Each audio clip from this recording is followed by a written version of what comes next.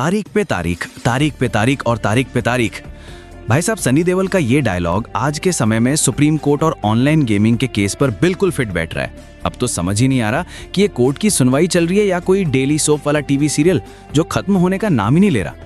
पहले 26 नवंबर की उम्मीद, फिर 27 नवंबर का इंतजार, फिर आज 4 दिसंबर की आस और अब फिर से एक नई डेट दे दी गई है।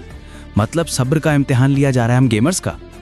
लेकिन रुको मेरे भाई, वीडियो छोड़कर मत जाना, क्योंकि इस बार कहानी में एक बहुत बड़ा, बहुत ही इंटरेस्टिंग ट्विस्ट आया है। जहां एक तरफ सुप्रीम कोर्ट में सन्नाटा है, वहीं दूसरी तरफ ड्रीम 11 ने चुपके से बिना किसी शोर शराबे के अपने इंस्टाग्राम और यूट्यूब पर एक वीडियो डाला है। उस वीडियो के लास्ट में सिर्फ एक लाइन लिखी है जिसने पूरे मार्केट में खलबली मचा दी है, coming soon the new dream 11। तो भाई सवाल ये है कि क्या सच में पुराना वाला ड्रीम 11 एक नए अवतार में वापस आ रहा है? क्या सुप्रीम कोर्ट से कोई हरी झंडी मिलने वाली है, या फिर अंदर ही अंदर कुछ ऐसी खिचड़ी पक रही है जिसकी खबर हमें नहीं है? बार बार ये डेट क्यों दी जा रही है? सरकार आखिर चाहती क्या है? और 11 दिसंबर को, जिसे द लास्ट बिग बैटल कहा जा रहा है, उस दिन क्या होने वाला है? आज की इस वीडियो में मैं आपको सब कुछ A to Z क्लियर करूंगा। मैं आपको प्रूफ के साथ बताऊंगा कि कोर्ट में आज क्या ड्रामा हुआ, सरकार ने ऐसे कौन से गंभीर इल्जाम लगाए हैं जिसकी वजह से जज साहब फैसला नहीं सुना पा रहे, और ड्रीम 11 के उस नए वीडियो के पीछे का सच क्या है।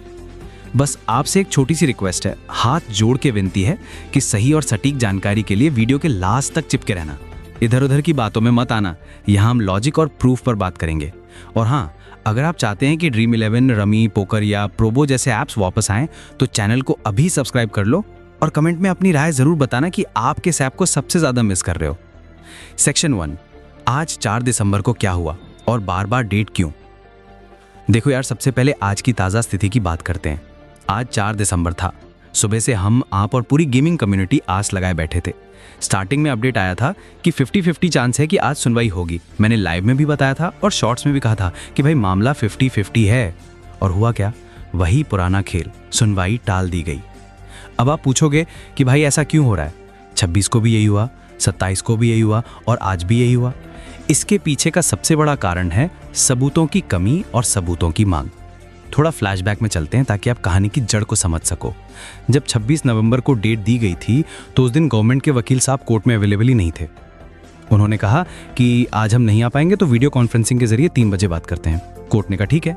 लेकिन जब बात शुरू हुई तो सुप्रीम कोर्ट के जजों ने एक बहुत ही वैलिड पॉइंट रखा। उन्होंने गवर्नमेंट के वकील से कहा कि देखिए, आप कह रहे हैं कि इन ऐप्स को बैन कर दिया जाए, लेकिन बैन करने के लिए हमें ठोस कारण चाहिए, हमें प्रूफ चाहिए। जज साहब का कहना बिल्कुल साफ है, हम हवा में फैसले नहीं सुना सकते, ना हम किसी के इमोशन पर फैसला दे सकते हैं। फैसला होगा तो सिर्फ सबूतों के आधार पर। कोर्ट ने सरकार से कहा कि आप अपने प्रूफ जमा कराओ कि आखिर इन ऐप्स को बैन क्यों किया जाना चाहिए। और इसी सबूत जुटाने के चक्कर में सरकार के वकील बार बार अगली तारीख मांग रहे हैं। उन्हें टाइम चाहिए अपने डॉक्यूमेंट्स तैयार करने के लिए। इसीलिए 26 को टाला गया और इसीलिए आज 4 तारीख को भी टाला गया। सेक्शन 2, सरकार के आरोप वर्सेस कंपनियों का जवाब, द मेन बैटल। अब आते हैं मुद्दे की बात पर। आखिर सरकार के वकील ने कोर्ट में ऐसे कौन से बम फोड़े हैं? सरकार ने मुख्य रूप से 2-3 बहुत ही गंभीर आरोप लगाए हैं, जिन्हें साबित कर दिया गया तो इन ऐप्स की वापसी मुश्किल हो सकती है। पहला आरोप, टेरर फंडिंग। जी हाँ, आपने सही सुना। सरकार के वकील ने कहा है कि ये जो फैंटेसी ऐप्स हैं, रमी ऐप्स हैं, इनके जरिए जो पैसा आ रहा है या जा रहा है वो आतंकवादियों को फंडिंग करने में इस्तेमाल हो रहा है। ये एक बहुत बड़ा इल्जाम है। दूसरा आरोप, एडिक्शन और सुसाइड। उन्होंने कहा कि इन ऐप्स की वजह से लाखों लोग बर्बाद हो गए हैं, कईयों ने सुसाइड कर लिया है और युवाओं का भविष्य खराब हो रहा है। सुनने में ये बातें बहुत डरावनी लगती हैं और एक आम इंसान के तौर पर हमें लगेगा कि अगर ऐसा है तो बंदी होना चाहिए। लेकिन सिक्के का दूसरा पहलू भी है। अपने जो फैंटेसी वाले वकील हैं, जो A23, ड्रीम 11, जंगली रमी की तरफ से लड़ रहे हैं, वो भी पूरी तैयारी के साथ आए हैं। अपने वकीलों ने कोर्ट में डंके की चोट पर कहा है, हुजूर, आरोप लगाना आसान है, साबित करना मुश्किल, सबूत दिखाइए। ड्रीम 11 के CEO ने तो बहुत पहले एक इंटरव्यू में क्लियर कर दिया था। उन्होंने डेटा दिया था कि उनके प्लेटफॉर्म पर 25 से 27 करोड़ यूजर हैं और उनमें से मुश्किल से 10 से 12 हज़ार लोग ही ऐसे हैं जिन्होंने 10,000 रुपये से ज़्यादा का नुकसान उठाया है।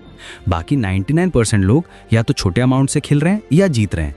यानी लाखों लोगों की बर्बादी वाला दावा डेटा के हिसाब से मैच नहीं करता।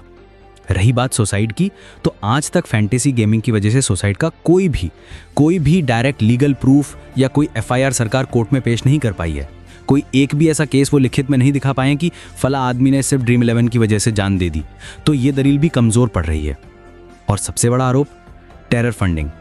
भाई ड्रीम 11, माई सर्कल 11 जैसी कंपनियां भारत की यूनिकॉर्न कंपनियां हैं।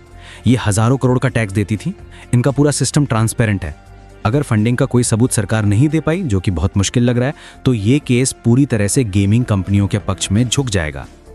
हमारे वकीलों का तर्क है कि हम गेम ऑफ स्किल हैं और हाई कोर्ट्स दिल्ली, पंजाब, राजस्थान ने पहले ही हमें हरी झंडी दे रखी है।